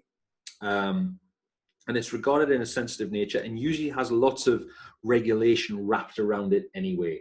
The likes of Ofsted, if you're dealing with children's nursery information, children's medical records, that type of thing. So primarily that's typically covered off through those types of regulations anyway. What this is really about is making sure that the gaming industry has the correct controls in place to stop people under 18 using their services, that people that are selling certain things that shouldn't be accessible to under 16s are in control. What it may well turn into and what it may mean is that social media restrictions in terms of accounts may well change, and that might change in different parts of Europe. So for example, an extreme case, it might be that you can't open a Facebook account until you're 18 in the UK. So it might well be part of the 18th birthday ritual. Happy birthday, come and have your first pint, here's your Facebook account. Don't know if that's going to be the issue or not yet. At the moment, it's 13, but it is likely to be different in different places. That might have an impact on you. The key thing is, if you are collecting data related to children and you need parental consent, then that is a level of consent you need to make sure is recorded and linked to that individual record. In a lot of cases, you've probably got that in place anyway, but the data related to children is regarded as especially sensitive. So that's one of the key things. If you are dealing with data related to children, then how you need to deal with it depends on the scope and type of data that you collect and why you collect it in the first place. If it doesn't have any real key reason, the likelihood is keep yourself safe and don't hold it. If you are holding it for a specific reason, the likelihood is it probably has some kind of accreditation wrapped around it anyway, so lawful basis would kick in. Does that help in terms of the children perspective? Because this is one of the key areas. Ah, lovely. Right. Breaches. We spoke about breaches before. Key thing with breaches, you need to make sure that you can firstly identify where a potential personal data breach could come from. And secondly, have the procedures in place in order to report that breach when it happens. You need to know where to report it to, and you need to know what you need to report. We went through that earlier. That's a key thing you need to have in place. It's like the fire drill. The fire drill doesn't go off all the time. When it goes off, you need to know what to do. So having a policies and procedures around that is really, really important. Out of interest, who already has a policy for data breaches within their business? If you have, say yes. Again, say yes, or if you haven't, let us know by saying no. Whilst you're doing that, I think one thing, I'm not sure if you covered it off, was with regard to children, I think it's not just that they have special classification of data and how we deal with that. I think the other thing there is, when you look at your privacy policy, although we say plain English and then the legal side of things, when it comes to children, you also have to write it in a position that they understand it. So again, there's a different way of wording it. Depends on what the opt-in is. Yeah, so I think we've just got to potentially bear that in mind, depending on what level you kind of interact with that. In a lot of cases, I think it's going to be more structured around how people would set up YouTube accounts. Yeah. You know, how many kids watch YouTube rather than TV? TV, yeah. We were talking about this the other day. You know, there's talk at the moment that YouTube, for example, might actually fall under Ofcom. because effectively, in all manner of, in reality, it's really another TV channel. You know, you can watch it through your Skybox if you want. Exactly. Yet it's not regulated. It's not regulated, is it? So it's little things like that that could have a massive impact. Things like Roblox, which is a huge thing with kids. What type of levels of protection are in there to stop the wrong people getting in there? They're going to have to prove that. So they're going to have to prove, probably in terms of how accounts are created, that I've set up the account on behalf of my child. So it's all of those types of things. Depends on the business. So we've got a couple of other responses there. So it looks as if people haven't got a data breach policy. So again, that's something to bear in mind. It's not a huge surprise because it's taken for granted. Yeah, it's not going to happen to me. So that's really, really important, and we'll come to data as a subject in the not too distant future. But the key thing is you need a policy, you need a procedure to deal with a breach in the event that it happens. Final point, I think I'm at 12. Data protection by design. So if you are looking at new technology, if you're looking at changing something in your operations, then you need to make sure that it's going to fit in with your business and your GDPR policies and procedures moving forward. So the starting point with all this stuff is to do what we call a data protection impact assessment, which sounds like the dullest thing in the world. Even duller, they call it a DPIA, which sounds like a really bad grime artist. So what this is, it's a process to go through basically to map out all your data, where it's used, how it's used.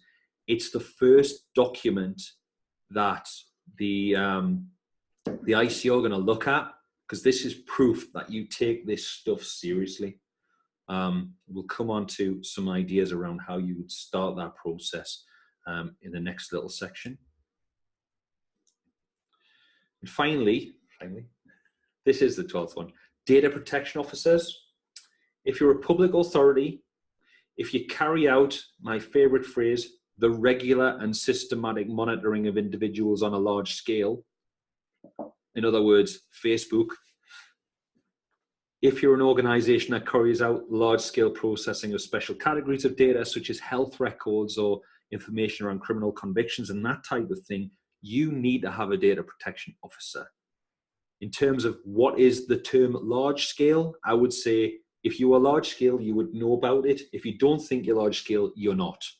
That's pretty much what their definition is. Yeah, we did some investigation on this, and it's interesting. The ICO don't lay out some fundamental guidance on that. It's not like you can say I'm an SME and I fit the S of the SME because I have less than X number of employees. What they are determining as, for example, in terms of large scale is if you were at a hospital, for example, you do fall under large scale in terms of the volume. However, if you were an individual health practitioner, you fall outside of that scope. So again, you've got to think about it not just in terms of your own, but if you're part of a group or a wider group, you may need a group DPO as opposed to an individual DPO. I also think that again, just coming on to this, you don't necessarily, this doesn't have to be someone internally. It can be a delegated external DPO, which I think is also worth bearing in mind. I think the thing is with this, if you've got more than 200 employees, you need probably, if you've got more than 100, then you might need one. If you've got more than 200, you're probably definitely one. Yeah, less than 20, you're okay. Yeah. Okay. The thing is as well, is even if you're not large scale, then it's important that you probably need a third pair of eyes to come in, or second pair of eyes, to come in and take a look and keep you in line with what's going on. Because I imagine in a lot of cases, there's going to be a lot of movement happening around this as things start to bed down. So someone such as a non-executive data superstar, something like that, because if you use the term data protection officer, then that has all kinds of legal connotations around it. So somebody probably on a non-exec level to help keep you within the structure of the legislation and keep you compliant is not a daft idea.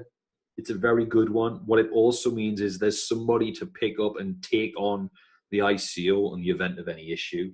They can defend your corner. So that's a really important point as well. So those are the, oh, that was the 11th. There's another one. Oh, right. See, that consent spanned me. Just out of interest, how many of how many attendees are actually operating in more than one EU member state, if any? Okay, Tracy, great to hear that you've just designated someone as your DPO. But if you are operating in more than one member state, again, just consider this. And I think you were talking yesterday about some people were considering the location of where their central data administration and DPO resides. Yeah. So there's different versions of our ICO in each jurisdiction. So at one point, one of the things within, so one of the things that the DMA came in and said, that's frankly ridiculous, was one of the key points at one stage not so long ago was that there was going to be a central European body that would have been responsible for handling data breaches and things of that nature. Yeah. Now, culturally, that would have been an absolute nightmare. So common sense has prevailed somewhat to that. So there are different equivalents of the ICO in different states around Europe. So there's one in Germany, there's one in Spain, there's one in France. Germany have definitely taken the lead in this. Their rules around data protection, especially data protection officers, are pretty draconian. You get this wrong, you're in jail and you're personally responsible. So there's a lot of stuff going on around that. If you're operational in several different international locations in terms of a physical office, not we've got loads of customers in Germany, for example, then it might be beneficial for you to operate under the jurisdiction of that local authority, so to speak, rather than the ICO.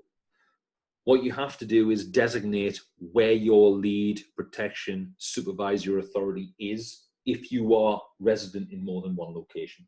So we are in here, there, and over here. Okay, well, actually, this is we're based in from a data perspective, ICO is who we follow. Yeah.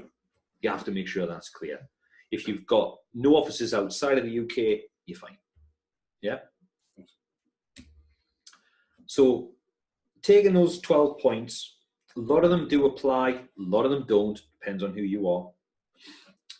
Ultimately, though, you need to make sure you've got the correct policies and procedures in place to deal with the rights of the individuals that you're dealing with, outside the business, inside the business. First step is always get a DPIA in place and completed, and look at non-exec support for ongoing compliance. This is a really hard thing to do yourself because you're doing it on yourself. And there's no objectivity question. There's no objectivity at all. And also there's no cross-sharing in terms of, well, they've done that over there like this.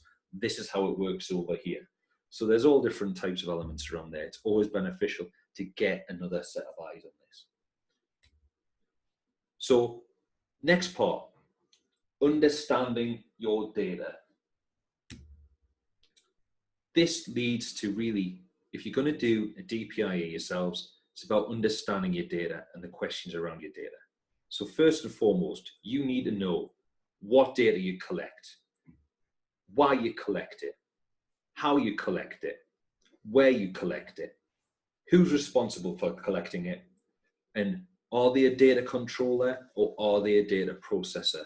So if we were going to do this for you, these are the questions we'd be asking. The next thing we'd be looking at is, where does data exist? What happens in HR? What happens in finance? What happens in technology side of things? What happens on the marketing side of things? Might be two separate sections, might be two entirely different things. What happens in product development? Is the product development technology? What happens around that? What data is in there? Operationally, what's occurring? So these are different areas within businesses where data exists. There could well be more sections, depends on the business. Which systems do you use? What do you use for finance? What do you use in HR? What do you use in marketing? What do you use in technology side of things? What do you use in operationally? What do you have in product development? That might be a system in itself. It might be you're building things. I don't know. This could be one system. It's unlikely. One of these things might just be a spreadsheet, but they're different systems that are used in different places. And in the majority of cases, you will not have a map that says where these things are in your business. The nitty gritty. What data have you got in HR? What data have you got in finance? What data have you got in marketing? Who exists in technology? What's going on in product development? What have you got in operational? Data all over the place. Doesn't stop there. Once you've got the data, then you've got 5 different areas around it. And they all need to link to GDPR and its little brother, e-privacy, that's coming along on the same day. In fact, they're twins, really. So from a collection perspective, what data types do you have? Are subscribers existing? What profile information do you have? What transactional details do you hold? What survey information have you got? What do you hold on cookies? Where's this consent come from? What's been in person? What have you collected by telephone? What have you got online? What have you collected in other sources? What's the sensitivity of the data you collect? Where's it held? What's going on with the notifications? From permissions, who has access to what? Why have they got access to this? What are the purposes for it? Where are the results held? Who's consented? Who's in? Who's out? Where's it assumed? Where do you not know? What permissions have you got? From which channels? Against what content? And when? And where? And how are the communications moving out? What's the plan? From a storage perspective, how accurate is your data? How correct is it? How complete is it? How clean is it? How relevant is it? Are you collecting excessive data? What do you need to drop? From a security perspective, who has access? Where's it stored? How is it retained? How often do you need to disclose? How often do you get rid of it? How often is it managed? How often do you do a backup? How often do you check if the backup works? From a sharing perspective, who is it shared with and why? What permissions are wrapped around the sharing? From a practicality perspective, what agreements do you have in place and who with? Who are data controllers? Who are data processors? What's anonymized? What's not? Why is it anonymized? And finally, in terms of uses, where's the marketing side of things? What's used for audience development? What do you use for research and development? And what do you need to report from a stakeholder perspective? That's from a profit and loss through to feeding whoever your funding might be from. So there's a huge spectrum of things that need to be covered off. And this is just an outline of the types of depth that you need to get to really understand the building blocks of this stuff and then build it back up from that point. So, any questions from that point? And then we'll go into some examples of how some businesses are trying to get ready for GDPR. Gives me a chance to breathe as well. Have a quick drink. If there's any questions, please feel free to drop them in the chat panel as always, or in the Q&A box as well. We'll get to them there. Yeah, I think absolutely, Tracy. I think that's a bit of an understatement. I think we've had that. That's typical of the feedback that we've had over the all 4 sessions that we've ran over the last 24 hours. Is absolutely, it's such a vast piece of legislation. It will affect different businesses in different areas. Apply to your business what needs to be applied. I won't say disregard, but be aware of the rest, because again, this can be a very moving target. But again, hopefully, as we start to go through some examples of what others have done. I mean, again, yesterday, people were thinking at some point, I think we were doomsayers and bringing around the 4th apocalypse. We were the 5th horseman of the apocalypse with this. But once we start to uncover, the ways and smart ways, I think, in which you can re-engage your customers to get them to subscribe, to change their preferences, think about how you do your policies. It's really useful. So I think we'll break into that for the next final session before we get to the end. Okay, so some examples of GDPR. Now, we've already said, if anyone says they're 100% compliant, they're lying. They can't be, because we don't know the full rules yet. Now, it turns out that they actually might be. Don't know until the rules are there. Oh, change my default microphone. Can everybody still hear me? Yeah, thank you very much. Good. All right, louder now. Ooh. Sorry. So, examples of GDPR. Some of you may have noticed, if you had the unfortunate opportunity to watch Manchester United play football over the Christmas period, that they've been using around the pitch advertising to try and gather consent from their global viewing audience. Opt in. Go to manunited.com, stay united, and opt in for marketing messages now. They had that running around the side of the pitch on every match over Christmas and in January. They're still running it now. Now, because it's Man United, it's probably not costing them very much to put it around the sides of their own pitch. But if you were going to run that as a business around that pitch, it would cost a fortune. Anyway, this is what they're doing.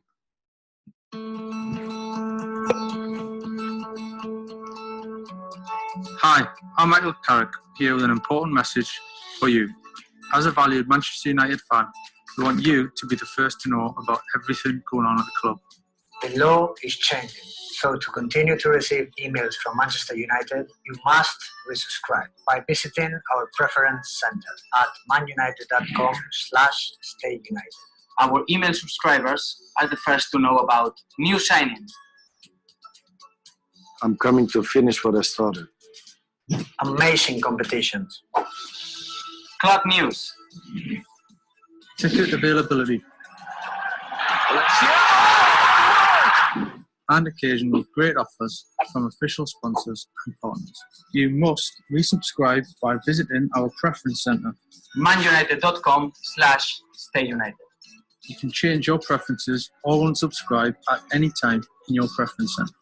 Opt in or out by 31st of December. For the chance to win 1 of 10 signed shirts. So don't miss out. To resubscribe or find out more, visit our preference center, manunited.com/stayunited. Okay, let's have a look at their preference center then.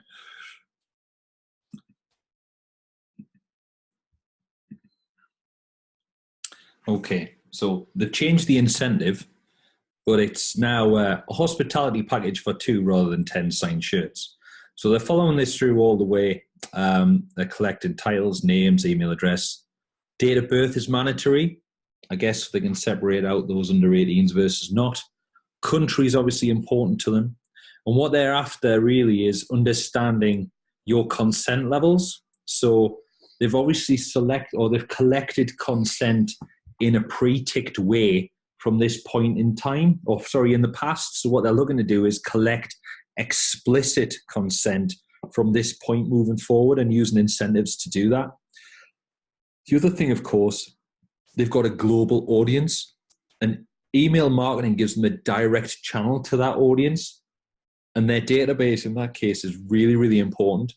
So this bit here allows them to prove committed and explicit consent for news and offers from official sponsors and partners. Now, I think this bit might change. However, let's have a look. They've got quite a few. Now, those messages would need to come from manunited.com. However, you can see all of the different businesses that are behind them. So that's really, really important from their side. Another bit about Man United, as much as I'd hate to show them as an area of best practice, they've done a lot of work around their privacy policies and cookie policies. And they do have to operate on a global business.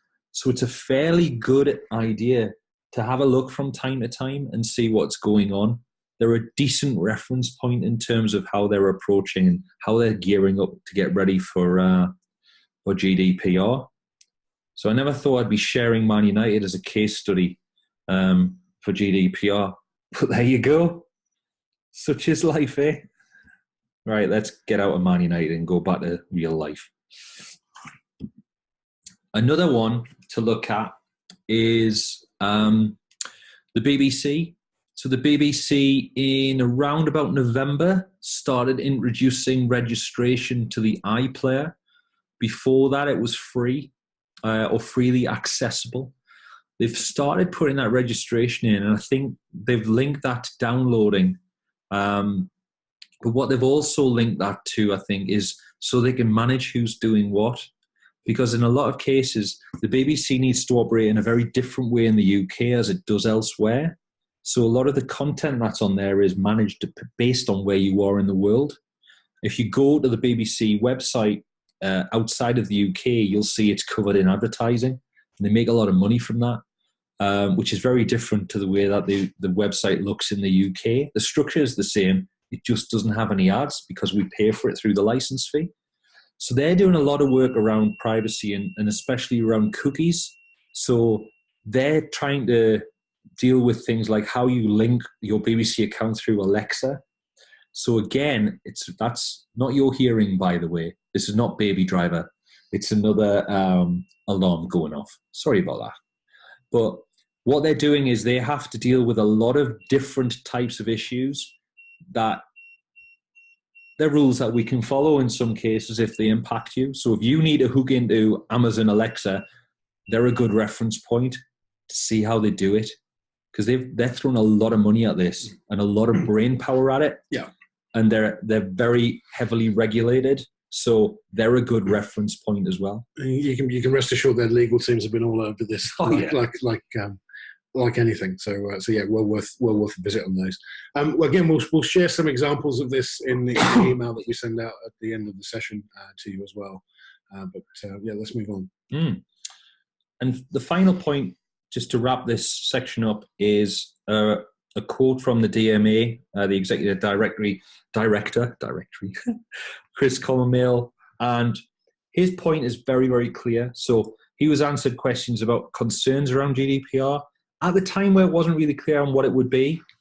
And his approach is really simple, is if you're transparent and if you work towards making your customers loyal over a long period of time, then privacy has to be part of that. And if you're going to be compliant, then part of that compliance is how you best serve your customers. And if you treat them in a transparent way, then you're building trust, and you're also building brand loyalty. So in my experience, from a loyalty marketing perspective, is understanding the data that you collect. A lot of businesses don't really understand the personal data they collect. When they do, they unlock a rocket ship of growth. That's proven out by the likes of Uber and Spotify and Airbnb. Not every business can be that, but the approach from digital marketing especially seems to be, or has been, acquisition through remarketing, through Facebook Pixel, through social, and there seems to be a real lack of focus on all of the information that exists within the business, despite it often saying that it's 5 times cheaper to retain a customer than it is to find a new one. That's lip service is paid to that, and the reason why is the data tends to be split off into different areas and not easy to control. GDPR gives you the ability to put that structure in place to deal with it. You're going to have to anyway, so you might as well make hay while the sun's shining. Yeah, absolutely. And that's me. The other final point is you've got 4 months to do this. It's the 25th of January now, and we have 4 months in which to do this. So yeah, winter is definitely coming, I think. Winter is definitely coming. And we know what winter is now, mostly. Yeah. There's a few things we still need to clarify, but yeah, I think it's definitely there. So again, just before we get to kind of questions, I think there's some next steps for you guys. There is, again, one of the ambitions that we had at the very beginning was to give you a framework and to give you some options, some informed options about how you can go about this. And one. We are referencing a lot of the material that's available through the ICO. You can do this yourself. You can go to the ICO.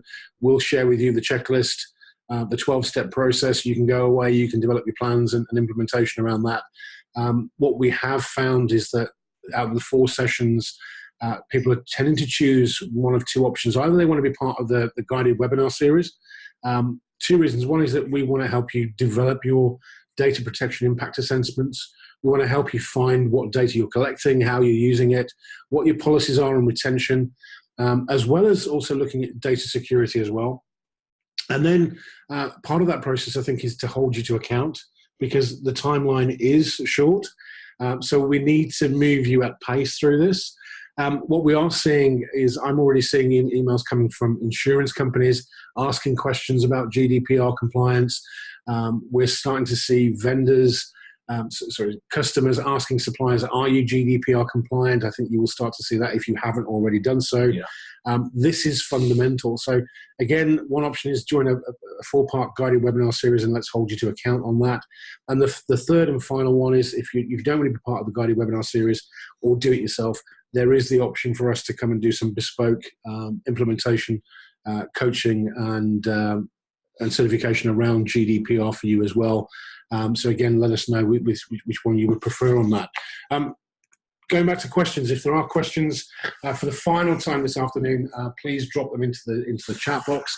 I think there was possibly one question that cropped up earlier. I just want to make sure that we've physically got this. You mentioned recording where we get the data from. I think, Nikki, this came from you. And use the example of being at an exhibition and collecting business cards. This is something some of our clients often do. So I can ask how specific this record should be. Do we need to know exactly when and how a client has signed up? I think, again, one of the things that we're seeing a lot of businesses do is the exchange of a business card is consent. Yeah. And that also, from business to business, constitutes an exchange. And again, if we want to have further information that would comply to that, I think we have to be subtly different between business to business and then business to consumer. There's subtle differences around that. So you can look at this 2 ways, right? You can look at it, it's a pain in the arse to register where all of this has come from. That's one way of looking at it. But if your data is managed and you have recorded where you've signed up prospects that have then come into customers, and you know how much those customers are worth, that's really valuable information that you're perhaps not tracking in the first place. As soon as you start tracking that, and there's a legal requirement now for you to track that, when it comes to making that decision, should we exhibit again, you can actually put a definitive financial value on how much business was generated from you attending that exhibition, because you've got all of those prospects and then those people that turned into customers tracked.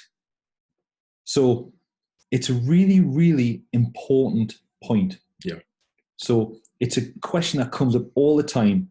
Yes, collect it, but it's also a massive opportunity because it's obviously not being collected at the moment, or it's being collected, but it's just an email. Yeah. It's not an email. This is where it was, and this is the date it happened. Yeah.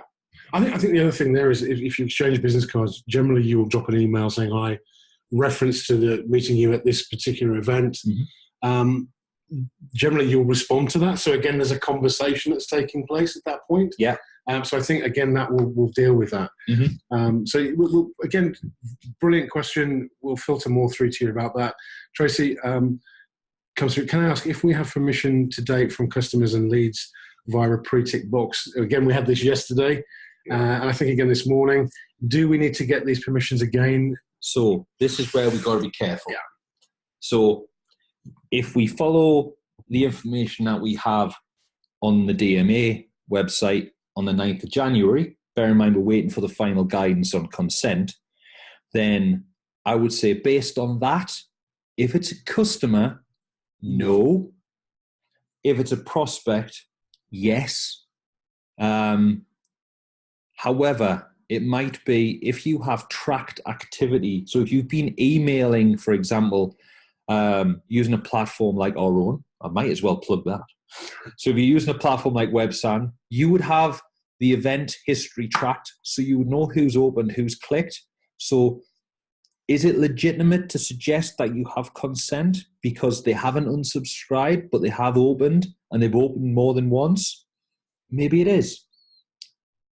That's where common sense starts to kick in. Yeah. But on the customer side, based on the guidance that was issued from the DMA blog on legitimate interest, if it's a customer and you have it against a pre-tick box, then you're okay. If it's a prospect, a little bit more grey. That's why we're waiting for the final guidance, so we can answer questions like that. Yeah, I think absolutely. I think we would always think best practice is to give them the option to unsubscribe. Yeah, absolutely. Keep the door open. Absolutely, yeah, couldn't agree more than that. I think until this area is absolutely categorically nailed down, there's always going to be a bit of grey area about it. So I would employ what you're doing now currently, but plan for changing preferences, preference center. Absolutely. I mean, I wrote a blog ages ago about unsubscribe being a marketer's best friend. Yeah. You know, because if people aren't interested, you want to know. No, absolutely. Don't waste your time. Couldn't agree more. So I'm sorry we can't give you a definitive answer because the legislation isn't there yet, but we will keep a very, very close eye on that for you. So thank you very much for some great questions around this afternoon. Any more questions coming through? I'll give it another 20 seconds or so. If there aren't, by all means, if there are, as I said, I will send out an email to you this afternoon, early evening, just to follow up with some next steps and some downloads and the slides for you as well. We appreciate your time. It has been quite a lot to go through, but hopefully you found that informative and useful and enlightening. I also want to say a big thank you to Saul for coming along and supporting us over the last 2 days. It's been invaluable to us and has given us an additional perspective to that of value. We do like to bring value to in these presentations to our clients. So big thank you to Saul from me personally. But yeah, if you can let us know if you want to hear more from us, we'd be more than happy to talk to you.